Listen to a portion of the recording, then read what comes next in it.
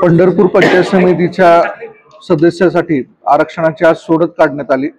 तहसीलदार पंढरपूर आणि जिल्हाधिकारी यांचा प्रतिनिधी म्हणून प्रांताधिकारी पंढरपूर म्हणून आम्ही उपस्थित होतो।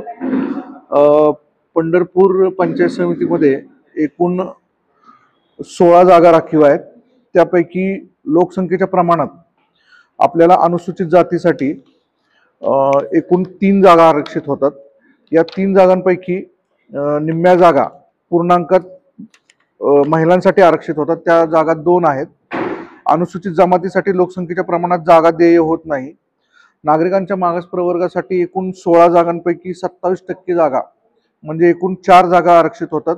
पैकी 2 नागरिकांच्या मागास प्रवर्ग महिलांसाठी आरक्षित होतात। तर सर्वसाधारण जागा 16 असल्यामुळे एकूण आपल्याला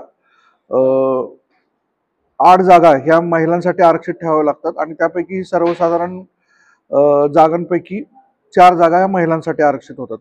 त्यानुसार लोकसंख्येच्या प्रमाणात सर्वप्रथम अनुसूचित जातीच्या जागा निश्चित करण्यात आल्या। त्या अनुसूचित जागा 3 निश्चित करायच्या होत्या, त्या पुढील प्रमाणे निश्चित झाल्या। सुस्ते,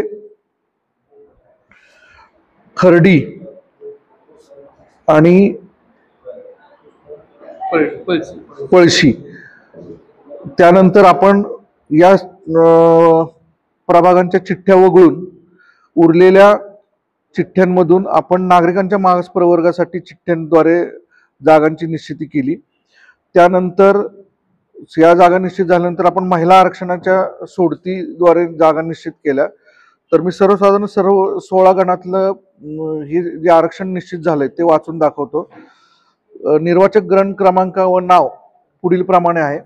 57 उमरे सर्वसाधारणसाठी राखीव, 58 करकम सर्वसाधारण, 59 भोसे नागरिकाचा मागास प्रवर्ग महिला, 60 गुरसाळे सर्वसाधारण, 61 रोपळे सर्वसाधारण महिला, 62 सुस्ते अनुसूचित जाती महिला, 63 पुळूज नागरिकाचा मागास प्रवर्ग महिला, 64 गोपाळपूर सर्वसाधारण महिला, 65 वाखरी नागरिकाचा मागास प्रवर्ग, 66 पटवर्धन कुरोली सर्वसाधारण महिला, 67 भाळवणी नागरिकाचा मागास प्रवर्ग, 68 पळशी अनुसूचित जाती महिला, 69 टाकळी सर्वसाधारण, 70 खर्डी अनुसूचित जाती, 71 कासेगाव सर्वसाधारण महिला आणि 72 सरकोली 71 कासेगाव सर्वसाधारण, 72 सरकोली सर्वसाधारण महिला।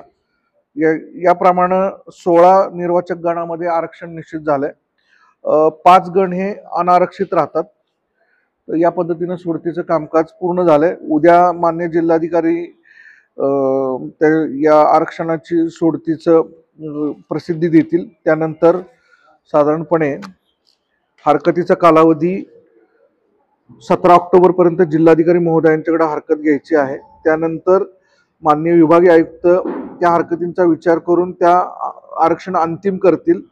ते 31 ऑक्टोबर 2025 पर्यंत होईल आणि हे अंतिम आरक्षण जे आज सोडतीमध्ये आपण निश्चित केलंय त्याला राजपत्रात प्रसिद्धी 3 नोव्हेंबर 2025 पर्यंत देण्यात येईल।